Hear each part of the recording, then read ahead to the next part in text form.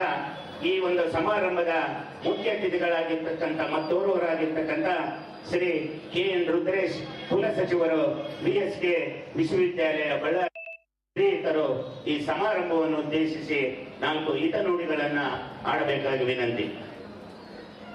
ಎಲ್ರಿಗೂ ಶರಣಾರ್ಥಿಗಳು. ಪೂಜ್ಯ ರಂಭಾಪುರಿ ಸ್ವಾಮೀಜಿಗಳಲ್ಲಿ ನಮಿಸುತ್ತಾ, ಹಾಗೆಯೇ ವೇದಿಕೆ ಮೇಲಿರ್ತಕ್ಕಂಥ ಎಲ್ಲ ಸ್ವಾಮೀಜಿಗಳಲ್ಲಿ ನಮಿಸುತ್ತಾ,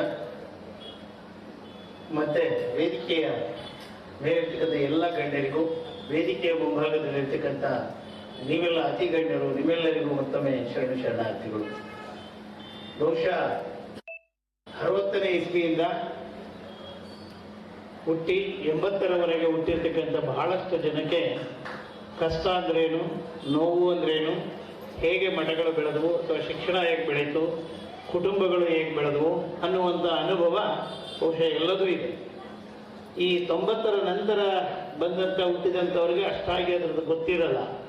ಹಾಗಾದ್ರೆ ಇತ್ತೀಚೆಗೆ ಅದು ಆರ್ಥಿಕವಾಗಿ ಚೆನ್ನಾಗಿ ಬೆಳೀತಾ ಇರೋದ್ರಿಂದ ಗೊತ್ತಿರಲ್ಲ. ಇಲ್ಲೆಲ್ಲ ಬಹಳಷ್ಟು ಜನ 60 ಮತ್ತು 80ರ ದಶಕದಲ್ಲಿ ಹುಟ್ಟಿದಂಥ ಜನ ಇದ್ದೇವೆ.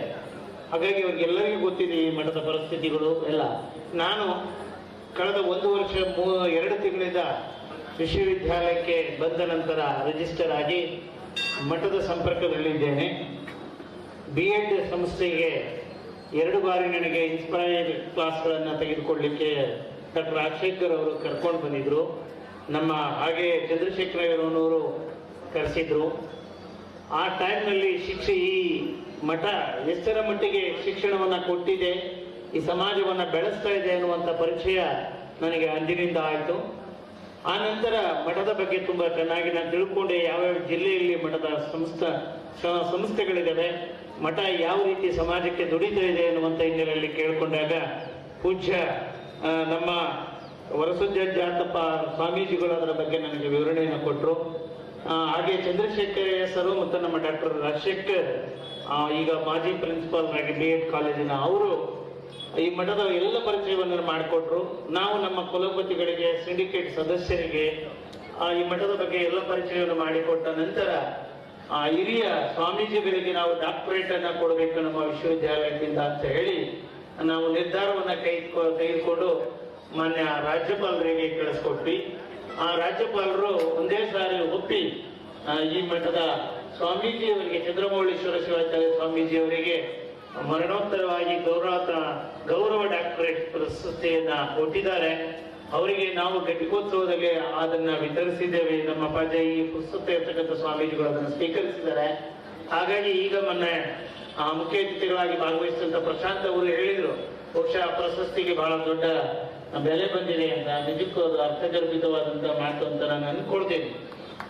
CM ಇಬ್ರಾಹಿಂ ಬಹಳಷ್ಟು ಕಡೆ ಮಾತನಾಡುವಾಗ ಒಂದೊಂದ್ಸರಿ ಹೇಳ್ತಾರೆ, 12ನೇ ಶತಮಾನದ ನಂತರ ಲಿಂಗಾಯತ ವೀರಶೈವ ಧರ್ಮ ಎಷ್ಟರ ಮಟ್ಟಿಗೆ ಬೆಳೀತಾ ಹೋಯ್ತು. ಬಹುಶಃ ಒಂದೊಮ್ಮೆ ಕರ್ನಾಟಕದಲ್ಲಿ ವೀರಶೈವ ಲಿಂಗಾಯತ ಮಠಗಳು ಇರದೇ ಹೋಗಿದ್ರೆ ಯಾವುದೇ ಜಾತಿ ಧರ್ಮದವರಿಗೆ ಶಿಕ್ಷಣ ಅನ್ನುವಂಥದ್ದು ಸಿಗಲ್ತಾ ಇರಲಿಲ್ಲ. ಆದರೆ ಇವತ್ತು ನಿಜವಾದ ಕರ್ನಾಟಕದಲ್ಲಿ ಎಲ್ಲ ಜಾತಿ ಧರ್ಮದವರಿಗೆ ಶಿಕ್ಷಣ ಸಿಕ್ಕಿದೆ ಅಂದ್ರೆ ಅದು ಕರ್ನಾಟಕದ ವೀರಶೈವ ಮತ್ತು ಲಿಂಗಾಯತ ಮಠಗಳಿಂದ ಅನ್ನುವಂಥ ಮಾತು. ಹಾಗಾಗಿ ಆ ಮಾತನ್ನ ನಾನು ಸಹ ನೆನಪು ಮಾಡ್ಕೊಳ್ತೀನಿ. ಯಾಕಂದ್ರೆ ಆ ನಿಟ್ಟಿನಲ್ಲಿ ತೆಗ್ಗಿನ ಮಠ ಬಹಳ ಉನ್ನತ ಮಟ್ಟದಲ್ಲಿ ಬೆಳೆದಿದೆ.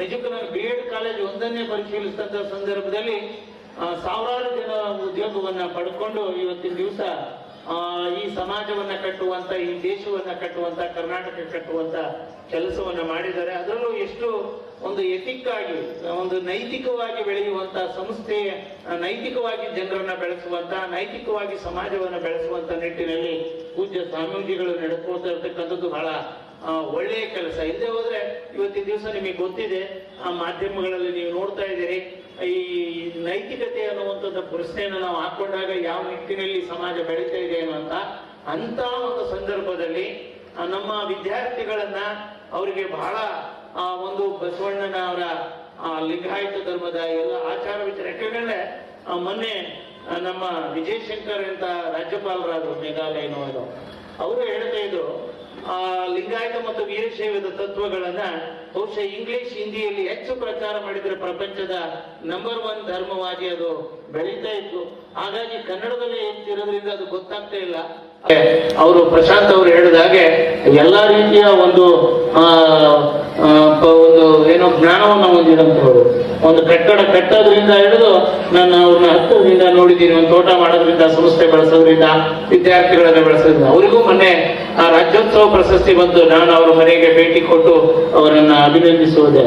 ಯಾಕಂದ್ರೆ ಮಠವನ್ನ ಕಟ್ಟುವಂತ ವ್ಯಕ್ತಿ ಈ ವಯಸ್ಸಿನಲ್ಲಿ ಎಷ್ಟು ಅದನ್ನು ಕಟ್ಟುವಂತ ನಮ್ಮ ರಾಜಶೇಖರ್ ಅವರು ಇಲ್ಲಿಯ ಪ್ರಿನ್ಸಿಪಾಲ್ರಾಗಿ ರಿಟೈರ್ಡ್ ಆಗಿದ್ದಾರೆ. ಅವರು ಆ ಸಂಸ್ಥಾನವನ್ನ ಬಹಳ ಚೆನ್ನಾಗಿ ಕಟ್ತಾ ಇದ್ದಾರೆ. ನಮ್ಮ ಹೆಂಗಣ್ಣ ಎನರ್ಜೆಟಿಕ್ ಸ್ವಾಮೀಜಿ ಅವರಂತೂ ಯಾವಾಗ್ಲೂ ನಮ್ಮ ಜೊತೆ ಫೋನಿನ ಸಂಪರ್ಕವಿದ್ದು ಈ ಹರಪನಹಳ್ಳಿಗೆ ಬೇಕಾದಂತ ವ್ಯವಸ್ಥೆಯನ್ನು ಮಾಡಿಕೊಡ್ತಾ ಇರ್ತಾರೆ. ಈ PG ಕೇಂದ್ರವನ್ನು ಈಗಾಗಲೇ ಕೊನೆಯ ಹಂತದಲ್ಲಿದೆ. ಮಾನ್ಯ ಶಾಸಕರು ಅದರ ಬಗ್ಗೆ ಓಡಾಡ್ತಾ ಇದ್ದಾರೆ, ರಾಜಶೇಖರ್ ಓಡಾಡ್ತಾ ಇದ್ದಾರೆ. ಆ PG ಕೇಂದ್ರವನ್ನ ತರುವಲ್ಲೂ ಸಹ ಮಾನ್ಯ ಸ್ವಾಮೀಜಿ ಅವರ ಪಾತ್ರ, ಸ್ನಾತಕೋತ್ತರ ಕೇಂದ್ರವನ್ನ ತರುವಲ್ಲಿ ಅವರ ನಿಟ್ಟಿನ ಪಾತ್ರ, ಮಟ್ಟದ ಮಾತ್ರ ಬಹಳ ದೊಡ್ಡದಿದೆ. ಆ ವಿದ್ಯಾರ್ಥಿಗಳಲ್ಲಿ ಬೆಳಿಬೇಕು, ಹೆಚ್ಚಿನ ಶಿಕ್ಷಣವನ್ನ ಪಡೆಯಬೇಕು. ಆ ಶಿಕ್ಷಣವನ್ನು ಪಡೆಯೋದ್ರ ಮೂಲಕ ಈ ಸಮಾಜವನ್ನ ಕಟ್ಟುವಂತ, ಈ ದೇಶವನ್ನ ಕಟ್ಟುವಂತ, ರಾಜ್ಯ ಕಟ್ಟುವಂತ ಮಟ್ಟಿಗೆ ವಿದ್ಯಾರ್ಥಿಗಳು ತಮ್ಮನ್ನು ತಾವು ತೊಡಗಿಸಿಕೊಳ್ಳುವ ನಿಟ್ಟಿನಲ್ಲಿ ಈ ಮಠ ಬೆಳೀತಾ ಇದೆ. ಆ ನಿಟ್ಟಿನಲ್ಲಿ ಎಲ್ರಿಗೂ ಪೂಜ್ಯ ಸ್ವಾಮೀಜಿಗಳಲ್ಲಿ ನಾನು ಅಭಿನಂದನೆಯನ್ನ ಸಲ್ಲಿಸ್ತೀನಿ. ಹಾಗೆ ರಂಭಾಪುರಿ ಸ್ವಾಮೀಜಿ ಅವರು ಸಹ ನಮ್ಮ ಮಾವನವರ ಮನೆಗೆ ಬರ್ತಾ ಇರ್ತಾರೆ ಮಂಗಳೂರಿಗೆ. ಹಾಗಾಗಿ ನನಗೂ ಸಹ ಇದೆ. ಆ ನಿಟ್ಟಿನಲ್ಲಿ ಅದು ದೊಡ್ಡ ಮಠ, ಈ ಇಡೀ ಕರ್ನಾಟಕವನ್ನು ಬೆಳೆಸಿದಂತ ಒಂದು ಮಠ. ಅವರಿಗೆಲ್ಲೂ ನಾನು ನಮಿಸ್ತಾ, ನನ್ನ ಒಂದು ಕೋರಿಕೆ ತಪ್ಪಾಗಿ ತಿಳಿಬಾರ್ದು. ನಮ್ಮ ವಿಶ್ವವಿದ್ಯಾಲಯವನ್ನು ನಾನು ಬೆಳೆಸಬೇಕಾಗಿದೆ. ಮಾನ್ಯ ಪೂಜ್ಯ ಸ್ವಾಮೀಜಿಯವರಲ್ಲಿ ಒಂದು ಎಲ್ಲ ಅಲ್ಲಿ ಜಾತಿ ಧರ್ಮ ಎಲ್ಲರೂ ಸೇರಿ ಊಟ ಮಾಡ್ತಾ ಇದ್ದಾರೆ.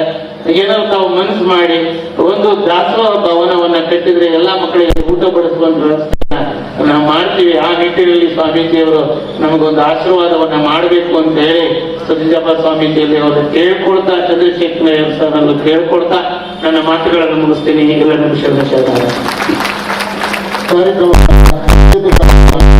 ಅತಿ ಸೇವೆಯನ್ನು ಸಲ್ಲಿಸಿರುವಂತಹ VSK ಯೂನಿವರ್ಸಿಟಿಯ ಕುಲಸಚಿವರಾಗಿರುವಂತಹ ಶ್ರೀಯುತ KN ರುದ್ರೇಶ್ ಅವರು ಜಗತ್ತುಗಳಿಂದ ಗುರುರಕ್ಷೆಯನ್ನ ಪಡೆದುಕೊಳ್ಬೇಕಾಗಿ ಅವರನ್ನು ನೆನೆಸಿಕೊಳ್ತಾ ಇದ್ದರು.